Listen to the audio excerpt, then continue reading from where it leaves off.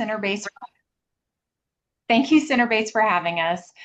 So today we're talking about how to differentiate your firm in a saturated legal market, in a market that's flooded with options. How do you make your law firm the one that clients choose and actually stick with? So today we're discussing how to target the right clients, develop a clear differentiating brand that resonates in the market and drives measurable results. So like I said, my name is Katherine Wilson, and I'm a former litigation attorney with over 20 years of business development, marketing, and branding experience in big law. I'm now the co-founder of Fractional Law Firm CMO with my partner EJ, and we help firms of all sizes with their business development and marketing strategy and implementation. So EJ? Hi, I am EJ Stern, and I'm thrilled to be here today to talk to you guys about differentiating yourself in the saturated legal market. A little bit about me. I spent over 20 years in big law running marketing strategy and business development. My secret weapon really is business development. So, identifying ways to help you, all the law firms, really acquire new clients, expand existing clients, and generate more profitable revenue. So, with that, we've shared a little bit about us. We'd love to learn a little bit about you. So, Diana, if you can push out poll one, how would you describe your firm? Are you a full service firm? Do you handle corporate work, litigation, family law, or other?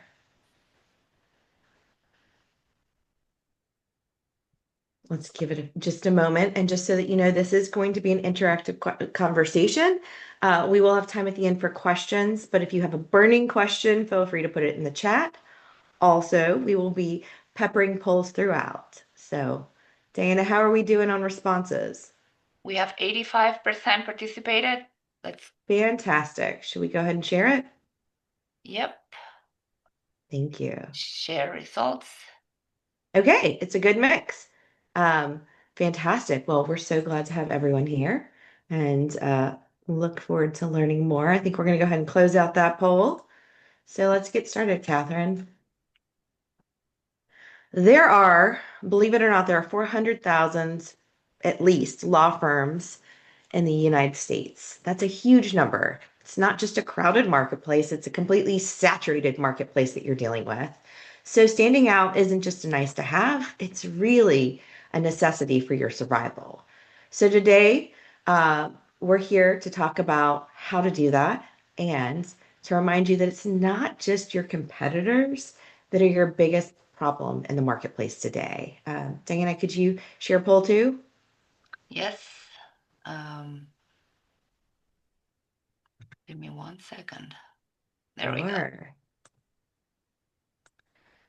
And we'd really love to hear from all of you. Approximately what percentage of your clients do you consider loyal customers of the firm? And by that, I mean repeat customers, customers that come back with regularity.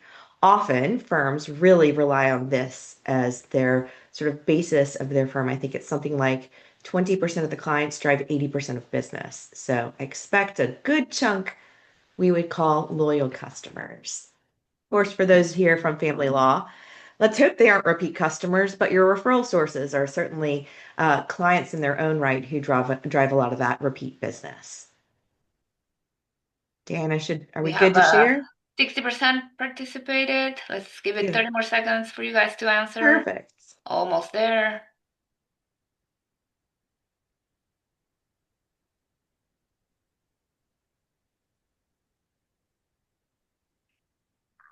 Awesome, awesome. All right, I'm going to share. Yeah. A lot of repeat clients driving a lot of business, which is not at all surprising. So I mentioned before, your competitors are not your biggest problem right now. There's a lot of interesting research coming out over the last year from DCMI Insights. They have recently written a book called Activator Advantage. They interviewed over 3,000 professional services, buyers of business, if you will. And the research is kind of astounding. It's what we always thought: good work begets more work, good relationships beget more work, and more relationships and introductions. But the reality is, your clients, the ones you've counted on for years and years, maybe even decades, they aren't as loyal as they've been in the past. As the research shows, 5 years ago, when asked this question, we'd go with the same professional services partner or firm we've used in the past if we had a new need. 76% said yes, of course. Today, that number's dropped to 53%. And when asked looking ahead, what does that look like? How loyal will you be? The answer is 37%. So, right, our clients' buying habits are shifting, and we have to shift and adapt to the changing times. We can no longer just sort of sit on our laurels because the game has really changed. If you're competing with over 400,000 firms, certainly there's a niche down to your specific market size and type of work that you do. But with less loyal clients, you have to have a game plan. So the question is, how do you actually win new business and continue to grow your existing client base? Catherine, I'll turn Right. it over to you. What does that differentiation mean? And a lot of firms think that the answer is some kind of marketing facelift. So, a slick new logo, maybe a catchy tagline. But honestly, that's a really dangerous misconception because the real differentiation, the kind that actually works, isn't skin deep. And it takes a lot of upfront work to find that differentiation. So, for the firms that are winning today, it's really about a clear, authentic story about who you are and what you stand for, and then weaving that story into every single interaction that a client has with you. And we'll talk a lot more on that because it's so important to your brand identity. So firms that are aligning their brand, their voice, and behavior across every touch point becomes the ones that clients know, like, and trust. And we're really going to go into that because, again, at the end of the day, this is a relationship business. So, Catherine, what does that look like in reality? Right. So when we're talking about brand, I mean, we all have those brand experiences throughout our life. And one that rises to mind for me is Disney, right? So Disney, their brand is all about creating magic. And for me personally, that really came through where it was my daughter's 6th birthday. We were staying at Disney. I had a son. My son at the time was a baby, and he got very sick. And Disney helped to find a doctor for us. They actually helped get a car so my husband could take him to the doctor. And then they upgraded our room so that my daughter wouldn't have to sleep with her sick brother and perhaps get sick on her birthday. That's amazing. That's magic, right? And that truly is an example of living the brand and sharing that brand across all touch points. And so that's the type of client experience that you want your clients to live and breathe and feel your brand coming through, not just on a tagline, but really through every interaction. So, EJ. Let's dig into that likability piece. I love this quote because I think nothing resonates more with me as a business development expert than this. All things being equal, people will do business with and refer business to those people that they know, like, and trust. At the end of the day, business development is all about relationships. And here's the reality. AI technology is really a huge disruptor in our marketplace. It will continue to be. It does a lot of things that can help us be more efficient, reach out and connect more directly to our contacts, right? It can help us generate a heck of a lot more content. It can give us research and analysis to better refine our search and our priorities in terms of who our ideal client is. But people aren't just looking for contact, they're looking for authenticity. Because again, business development, it's all about relationships and solving problems. So here's the reality. There's a ton of really, really smart lawyers in the world. And let's face it, even if you're the smartest lawyer in the room, in your region, heck, the smartest person in the whole world in your area of expertise, that alone is not going to win you the business. Being bright enough, being a really good lawyer, that's just table stakes. But what really differentiates you here is that likability. And I often liken it to what I call the beer test. And it can be the burger test, the mocktail test. You pick your poison. But the reality is, at the end of the day, when you've worked really hard with your client through a deposition, through a family law mediation, through maybe a litigation or a big deal that you're closing, What really separates you is, do they still want to grab a beer, a burger, a mocktail at the end of the day and just spend more time with you? And that only happens when you invest in them, when you support them, and when you really create that authentic relationship with them.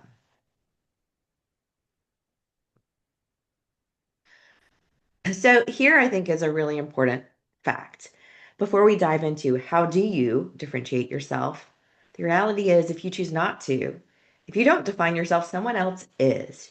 You have to take ownership and create that story. And as Catherine mentioned earlier, it's not just your voice and tone. It's not just what you say. It's also what you do to drive and create that story. Because here's the rub. Someone's going to fill in that space. There is a digital footprint of you. There is commentary from others. Google reviews may do it. Your online engagement or lack thereof shows volumes in a very digital world and so much more. What your competitors are doing, where they're going, what they're sitting on in terms of boards and organizations, that absence, your absence, the blanks will be filled in.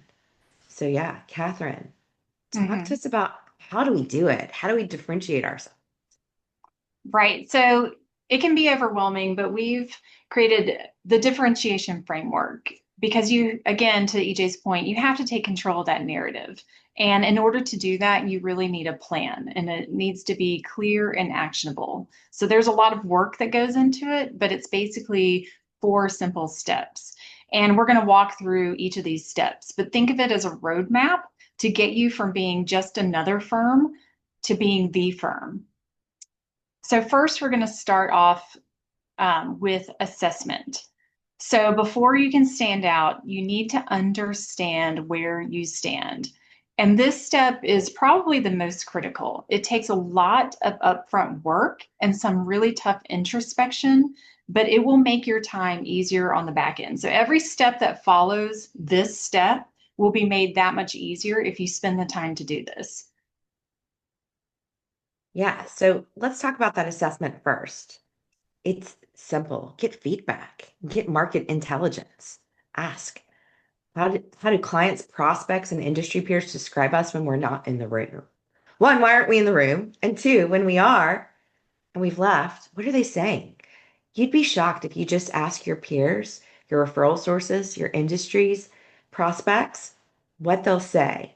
And some of it'll be great. And frankly, some of it might be mediocre, but we can only adapt and change if we get that feedback.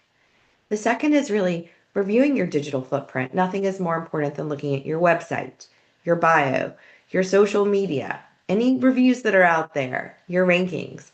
All of those create your digital footprint, and that's really what drives Google optimization. So if someone's searching to validate who you say you are, and LinkedIn, all of those factors play a key role. So we need to know, what is our digital footprint? Could we be doing more or less of? And finally, soliciting client feedback. There's nothing more critical than taking the time to ask your clients what they think of you. And this doesn't need to be some massive formal client feedback program at your firm. It can be something as simple as asking informally a stop, start, continue conversation, right? What are we doing well? What could we be doing better? And what is it that you want us to continue to focus on or prioritize looking ahead? Client feedback is so critical, and yet studies out of BTI show that 72% of clients want to give feedback. They want to be asked, but 30% have been asked by their law firms. There's a huge delta there, and it's a real opportunity for you to maximize and better understand and then act on that. Why is that so critical? It's simple. The payoff, the actual payoff is huge for asking. According to Thomson Reuters, firms that collect client feedback and act on that feedback, so really take that feedback back and really engage in change and adapt to what's been said, are nearly double the client spend for that share. So that data is astounding to me. I think there are few things more critical. But here's the rub. We shouldn't be, we can't throw spaghetti at the wall and see what sticks. We shouldn't be asking every single client for feedback. We need to be a little bit more discerning because after all clients aren't created equal. So Catherine, where do we start? Right. So, brand perception is telling part of the story, but your data really tells the rest. You need to know how your firm performs and where growth is happening. This is where having the right systems and disciplines really make all the difference, because you can't differentiate strategically if you don't know what is driving your business. So look at your top clients by profitability, not just by revenue. Identify your most valuable referral sources, where they're drying up, understand which practices are over leveraged versus underutilized. So at Fractional, we have a chief revenue officer, and she works directly with firms to analyze this type of data. She's actually working on with a firm to implement Centerbase in a project right now to give better insights into their financial metrics. Because if you don't have the right platform in place, it can make this 10 times more difficult. So you really need to take a look at your infrastructure, because you may need to make some changes in order to pull this valuable information. Because the real advantage is turning the data into those decisions. To be able to make informational based decisions, again, you have to have this information. Once you see where your strongest relationships and most profitable work really comes from, then your brand story becomes sharper, your marketing becomes more focused, and your business development more intentional. So from there, let's talk about step 2, which is defining a clear market identity.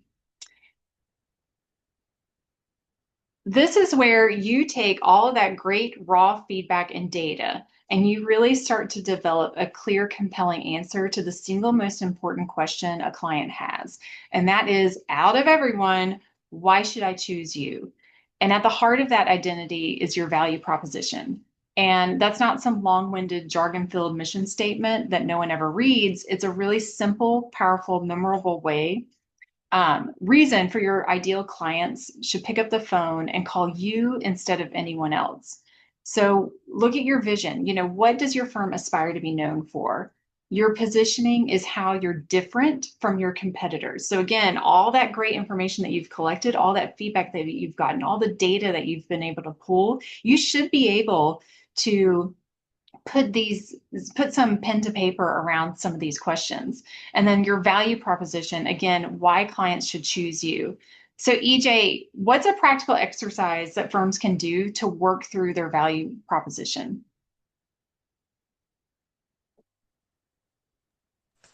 I love the basic elevator pitch, right? It's sort of saying something out loud, right? We default to something like, I'm a litigator at XYZ firm, or I'm a real estate attorney at XYZ firm.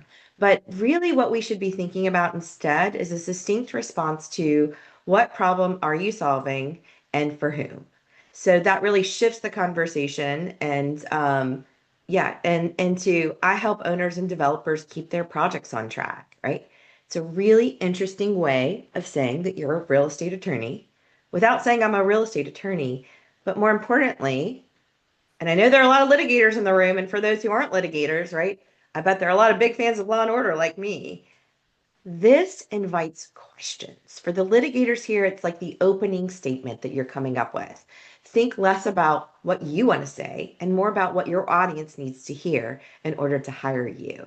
So it's like we're peeling back the layers. I help owners and developers keep their projects on track, can lead to a dozen additional. Oh, what's that like?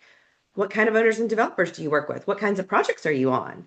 That's exactly what you want to hear. And that's a great way to tell your story and the story of your firm succinctly, because we're all going back out into networking events. We're all meeting new people all the time, whether it's at our kids' school, at an industry event, or speaking engagement, or just a community networking event. So this is a good way to practice your skill and to really refocus your efforts on problem solving, because at the end of the day, that's our goal here. We're not selling to our clients, we're solving their problems.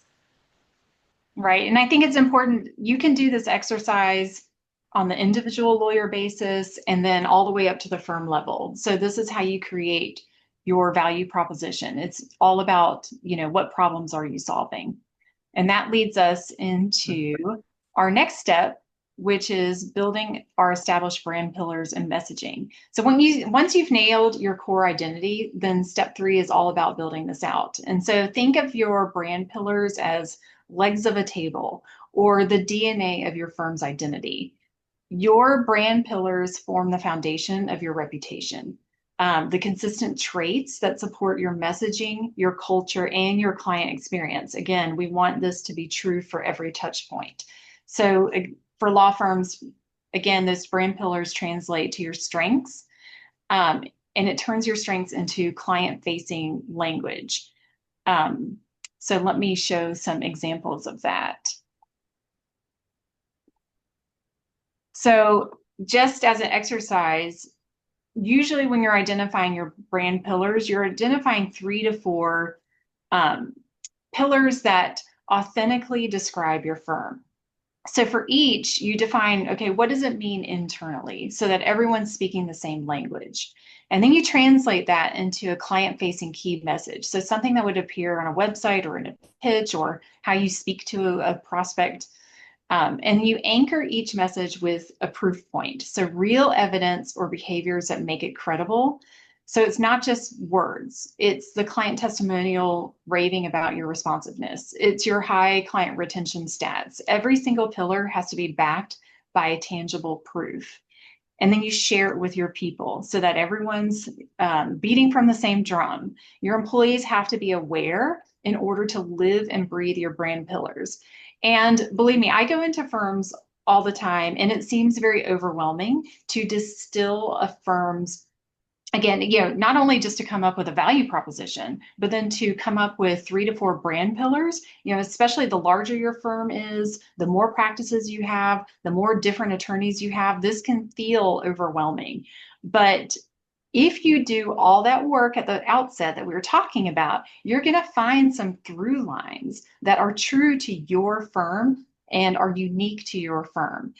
And I know a global AmLaw 10 firm, actually, a CMO was talking just last week about how they have defined their brand pillars, essentially. They make every employee aware of it, they sign off on it, and they use those brand pillars to really steer everything. They make sure that their RFPs are run against these brand pillars. Is this true for what we say about ourselves? They run every communication. They run how the reception operates with clients and people coming to visit the firm. So everything is run through this lens of the brand pillars because, again, they want those proof points to live and breathe what they say about themselves, and they want it to be true to the firm and true to the culture. So everyone needs to be coaching from the same drum. It's so important, particularly as you look to your employees as your brand ambassadors, that we're all messaging the same way. And believe me, we practice what we preach. We have gone through this same exact exercise led by our creative director and Catherine, our head of branding. And it's so critical and illuminating because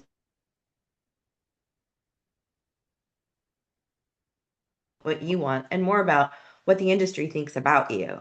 And it doesn't just have to be, words that we think of when we think of any law firm in the world. It can be words that really make you stand out. So, Catherine, for us, for example, humor. We use a lot of humor in our post, right? We don't take ourselves too seriously because at the end of the day, we're not curing cancer, but we are providing an important service to our clients. And so we can do so in a tongue-in-cheek fashion. Exactly. Yes. You want this to be aspirational yet true to who you are. Again, going back to those key differentiators that you have uncovered through that great assessment, all that work that you did. Again, you'll find those through lines and what feels true to your unique firm. And then that leads us to the 4th step, which is amplification. So you can't be a best kept secret and expect to grow. You have to get the word out. And frankly, this is probably the reason why you all joined this webinar, is to figure out what is the secret sauce, right? And unfortunately, there is no one size fits all. It really is unique to the makeup of your firm and your practice, and we'll get into that. But EJ, can you speak a little bit about LinkedIn in particular? Yeah, so I will say, I know that this audience is a lot of B2B and family lawyers, probably some insurance defense folks. You are all going after the same audience, whether you realize it or not, meaning you are looking to a professional audience, whether it's a professional in-house or decision maker at a company or a high net worth individual who is dealing with personal family issues that you'd like to represent, right? So I'm curious to hear from all of you. Our next poll is all about LinkedIn. If you can share that, Diana. How important is LinkedIn to your current marketing efforts? Extremely important, somewhat important, not at all, or is this question a joke?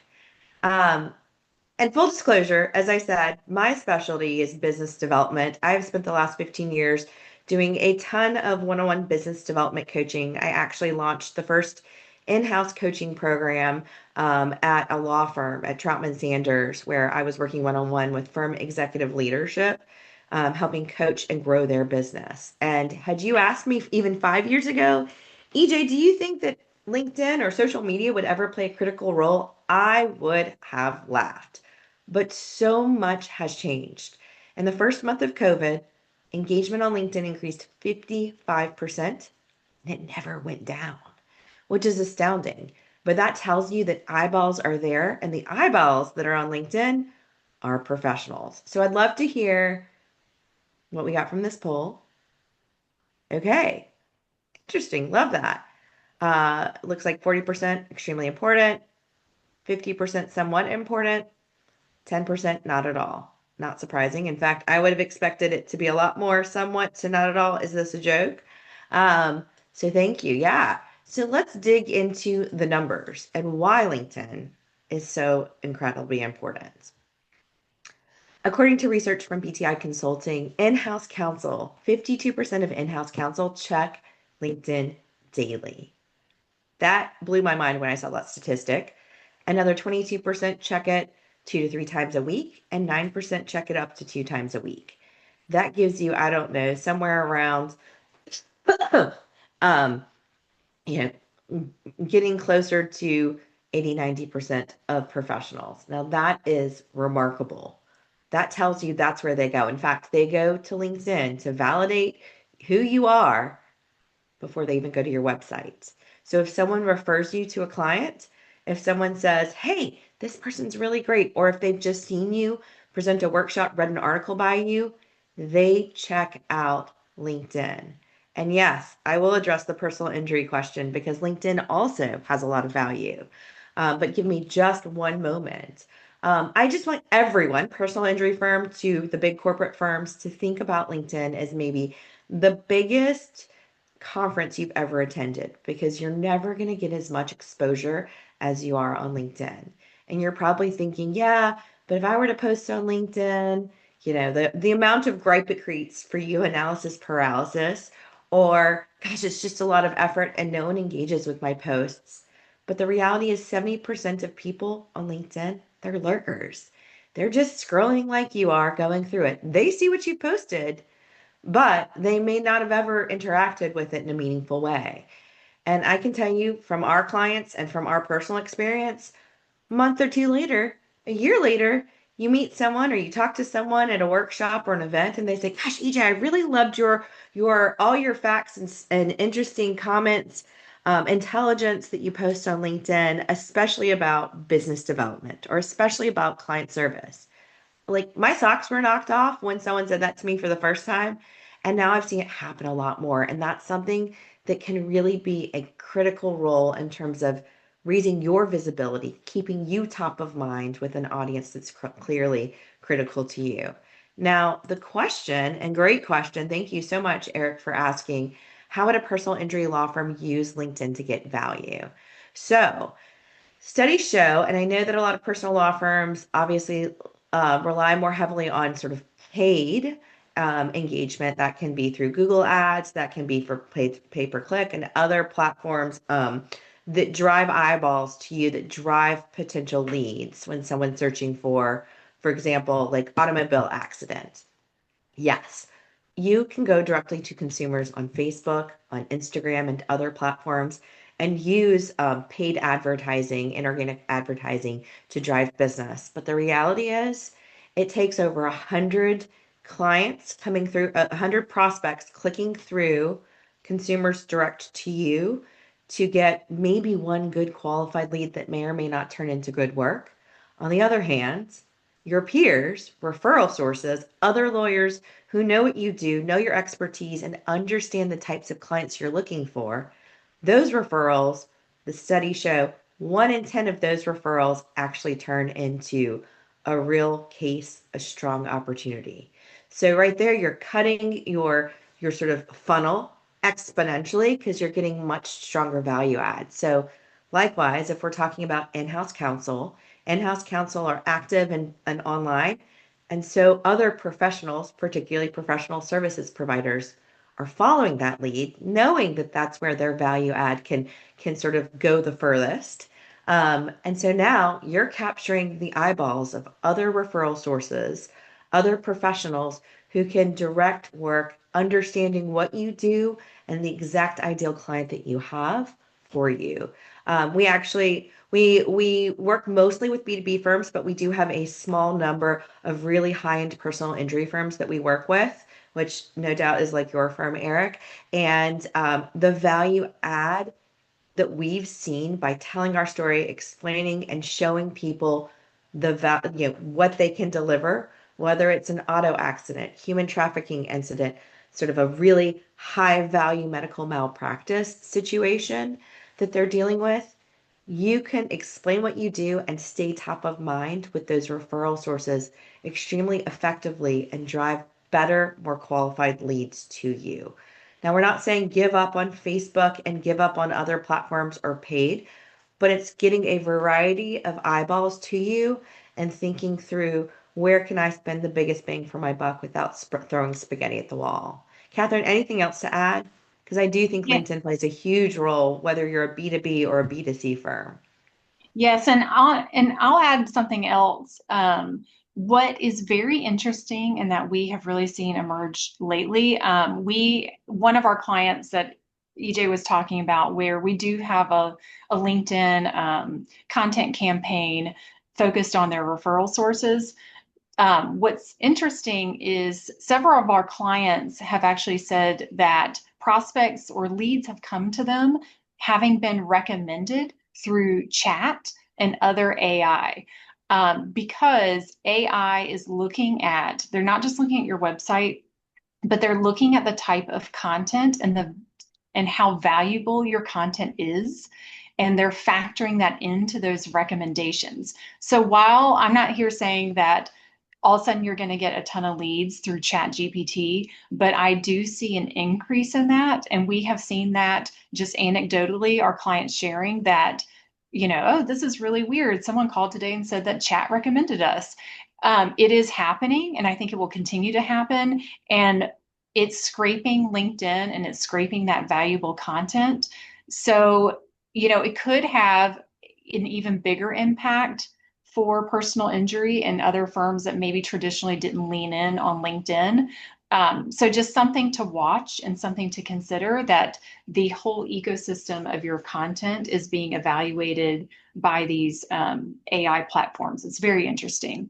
Yeah, and studies show, particularly for B2C firms, that clients go to the internet. 1 in 3 clients go to the internet first to find their lawyers of choice, if you will.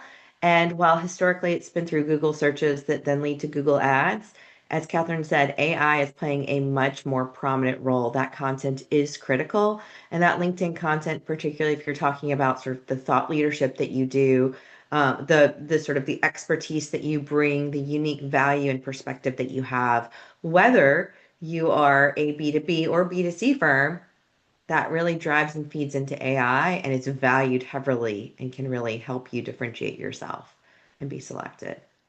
I hope that answered your question, Eric. Yeah, Oh, it's really interesting how one things more. are changing, right? We got one more AI question. Given what you said about AI recommending your firm, What could we interpret about a firm's recommendation by this? Ooh, I love that question. Catherine, do you want to jump in or you want me to start? You can start. Yeah, I mean, I think I think there's no better exercise than going into ChatGPT, talking about your specific expertise, chat, any of these platforms really. It depends on what you use. That is, I think OpenAI is the most widely used on the internet, and asking who is, for example, we had a client who does appellate work in the great state of Delaware, and he sort of Googled who are the top, Delaware appellate lawyers. And he sort of shared, he was shocked to see the response. We are shocked when we say, who's the best fractional law firm CMO? We feel very fortunate that AI is picking us up, but we put out a ton of content and a ton of sort of storytelling, if you will.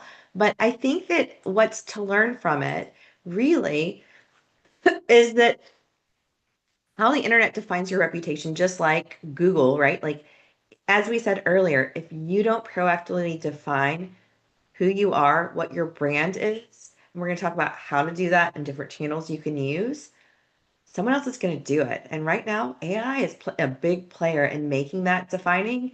So again, the more you invest in terms of content production, sharing thought leadership, getting on podcasts, getting involved with webinar, getting involved with industry work that you may do through the bar association, a passion project that you have, and the more you can share that authenticity, that not fully chat written content, the more it sort of scrolls over the internet and pulls that. Likewise with your Google reviews and any awards and rankings that you receive. Catherine, Right. anything to add?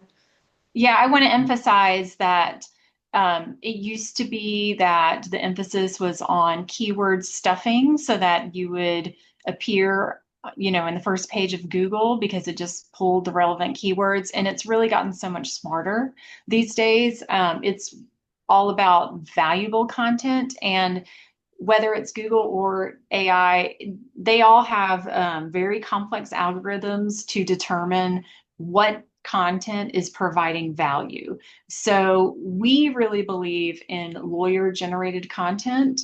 We certainly help our lawyers with content. We come up with ideas. We might do, the first draft of an article, but it really needs to have the lawyer's input and the lawyer's voice because we want your thought leadership to provide real value, not just for your reputation, but for the down the line thread of appearing in these results. So I want to make sure that the emphasis isn't, again, just on do we have the right keywords in our content? It's about are we answering the right questions? Are we are we providing real answers? And that's another thing that AI can actually help you determine as well is, when you're looking at questions for your practice areas, it can help you with, what are some of the common questions? What are some of the common issues that people face and help you formulate those content ideas. And to be clear, we're not talking writing a book. We're talking very digestible, accessible content, obviously following the rules and regulations of your state and national bar. But whether you use a legal marketing agency like us, or you take to ChatGPT or another platform to give you ideas, again, emphasis ideas, not content, you should be using it as a starting point and rewriting it because of course we know AI hallucinates, AI sounds like a robot, AI is very formulaic in their look and feel in terms of how they spit out that content. But if you use it as a starting point to ideate and generate, we're talking 200 words. You don't need a huge Bible that you're putting together. It's just bits and pieces. It can be reflections on an event you just attended, or an organization you're really excited about, or it can take a pop culture issue and use it to explain an area of law. One of the things I loved most was the Coldplay situation, where lawyers used that as an example, right? This is the couple who was caught on camera during the Coldplay concert, and everyone focused on the impact that it had to their marriage, right? It's going to destroy their marriage. It's going to destroy their families. How horrible that they're doing this. But what one lawyer did that I loved. He is a corporate divorce attorney, and he focused not on the marriage, although you certainly could do that. He focused on the implications for the business and a business separation. This was a CEO of a company. This guy probably had stock. This guy was probably an early investor. It's a multi-billion dollar, or at least over $1 billion in valuation company. Like, let me talk about the implications of what he did and how that's going to play out in a corporate environment. This isn't giving legal advice. It's just an observation and sort of, food for thought. And I thought it was so smart because that picture he included, we all knew exactly what that picture was and what happened. But it's simple moments like this that we can take out of real world experience, events that we go to, passion projects that we have, that we can share that make us more genuine and authentic, that make us relatable, and also allow us to sort of really champion what we're best at and share great knowledge and information. Again, 200 words. It can be less than that, just getting in that cadence. Right. So when we look at, all these channels, so you have all these different options, right? So you really need to focus in on considering where is your audience, how much access do you have, how much time do you have, how much budget do you have, and what do your individual lawyers actually like to do. So this provides a very different mix depending on the personality and your audience and everything that goes into your firm, right? So the key is, again, picking your channels based on your specific goals and your audience and considering them as levers that you can pull. So the secret sauce is really individualized by firm, and it can be individualized by practice. Many have different targets, goals, and strategies. So even if you have, your common brand pillars, you may have different strategies depending on the practice, because the effectiveness of each channel can vary greatly depending on, geographic location, personal style and preferences. So private equity practice is going to market themselves very differently than a white collar practice. I was on with a client who is a very high-end boutique firm doing work for global tech companies. And we were on with a marketing vendor advisor who was pushing them to do local service ads, Google local service ads. That was completely missing the boat. Obviously, that's not where their clients are. Their clients are not looking at local Google reviews. It was such a miss. It was uncomfortable. Yeah, their clients are Fortune 100 companies. Right. It was uncomfortable how big of a miss this was, right? So, that paid awareness, those Google ads, they may or may not work for you, right? You really have to think about where is your audience. Your audience may be at a certain industry organization, and that's what you need to really hit hard.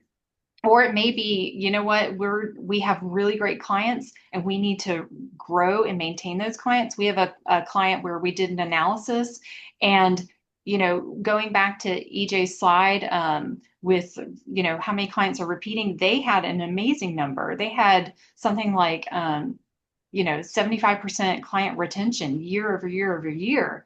I mean, they need to really, foster those clients. And that's where they put the bulk of their money is, visiting those clients, taking them out to dinner, doing things with those clients, because that's where their business is growing. So you really need to tie those actions to your business development plan and where those clients are.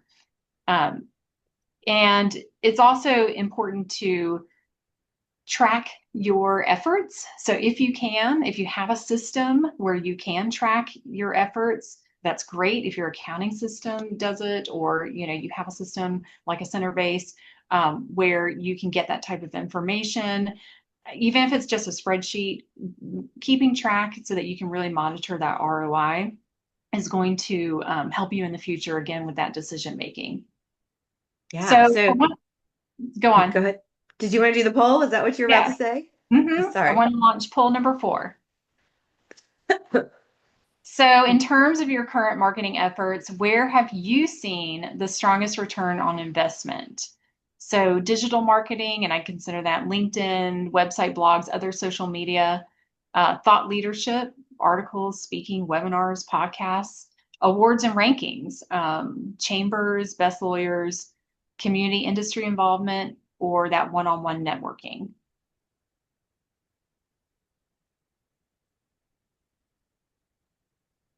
Let's give it a few more seconds to get more folks. Great.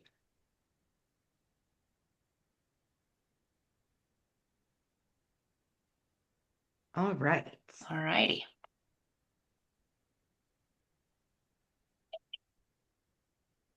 Yes.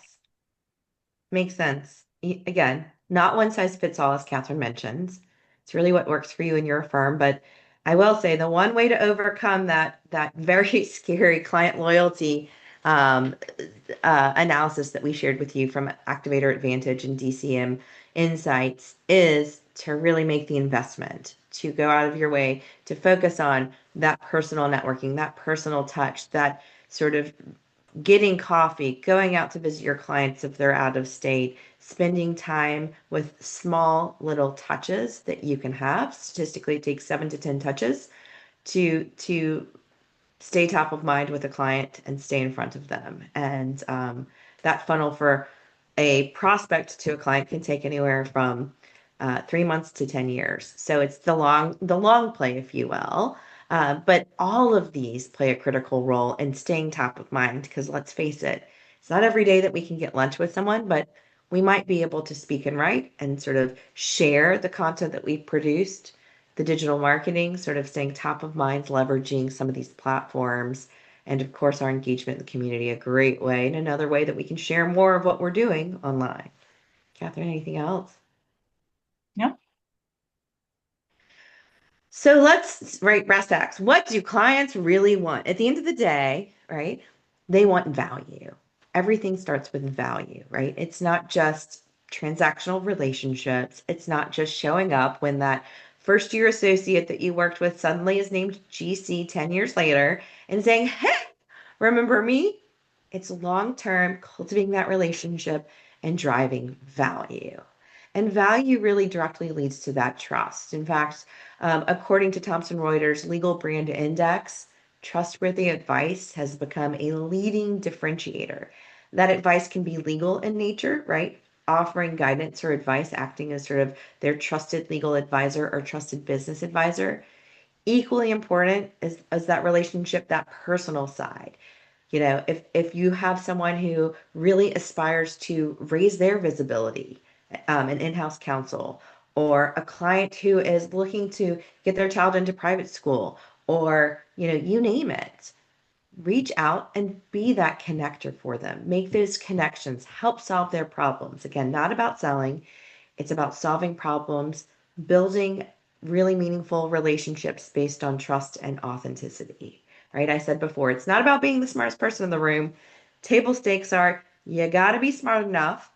And then it comes down to a short list, right? There are lots of lawyers who are smart enough that do what you do. That short list of people, the people that they go to often are those that they know, like, and trust. But here's the wrinkle. Just because you're on the short list doesn't mean you're going to get that work. Why?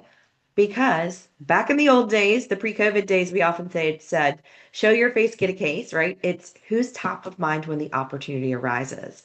And let's face it, no one's sitting around saying, oh, I hope I get sued today so I can send a new file to Dylan, right? That's just not happening. So how do we stay top of mind when that opportunity arises? And we've shared all those different channels to do it. There's so many out there. I'll put a personal plug in for LinkedIn because it's such an easy, low touch, cost, free of cost way. But when all of those three things come together, you're driving value to them. So you're thinking about them. That could be an article that you just published. That could be a new regulation in law that's just changed, or something that you've seen that you think may be beneficial to them personally. Sharing that and explaining why is it relevant to them individually or to their business. That's a great way to add that value, build that trust, and then again, using all the different channels to show that visibility, to raise our visibility, that top of mind awareness. That's when we really get engaged by clients. And I really personally love what the American Bar Association says. I think they put it perfectly. Empathy breeds connection and trust. And I think this is particularly important in a world that's more and more automated. showing that human side, showing that human element is a major differentiator for you. And I want you to start thinking about it really as your superpower. So use it and stay visible. Now, before we wrap up today, we've spent a lot of time talking about best practices, channels to use, easy to incorporate changes and tips that over time, right, can significantly impact your brand visibility in the marketplace. So we could talk a lot longer, but talking doesn't lead us to action. So I want to leave you with one final question. What one change will you make today to better distinguish your brand? And to be clear, this isn't a new year, new you, let's do it all at once, right? Pick one or two takeaways from today, and Catherine's going to wrap it up for us to remind you of those easy to implement tools, those practical tools and tips that you can right now start to chip away at and make changes that really make a difference. Right. So just as a recap, spend a lot of time auditing your current market perception. What do people really say about you? What does the data say? Define your differentiators. Again, find those through lines that focus on what truly resonates with your clients. Make sure that you're training your team on that and aligning behind that consistent messaging to create a clear client experience that, going back to what EJ says, is authentic, that creates trust, right? And then amplify strategically. Don't throw spaghetti at the wall. Don't feel pressured to try to do everything. Really focus on the tactics, the platforms where your audience actually engages. And you can start by defining your brand promise in one sentence. What problem are you solving and for whom? Great. So I would love for everyone to connect with us on LinkedIn. You can follow the QR code, or you can just find us through Fractional Law Firm CMO. Thank you so much for having us. Are there any burning Yeah, questions are there that we any could questions? potentially answer for you guys? Great questions before, by the way. Thank you both. Well, great. We'll hang around for a few minutes after this, but I'm so glad that we answered every dying question that you had. Feel free to reach out to us personally if you want to continue the conversation or brainstorm different ideas. We're always here, happy to help. Again, as Catherine said, thank you so much for your time today. Thank you, EJ and Catherine, and everybody. This meeting, the recording will be shared with you all. If you want to rewatch or share with your team, we will send it out. Thank you. And thanks for the feedback. All right, everybody. I think we'll let you go. Thank you. Thanks so much for joining. Thank you, Centerbase. Thanks Bye. for having us.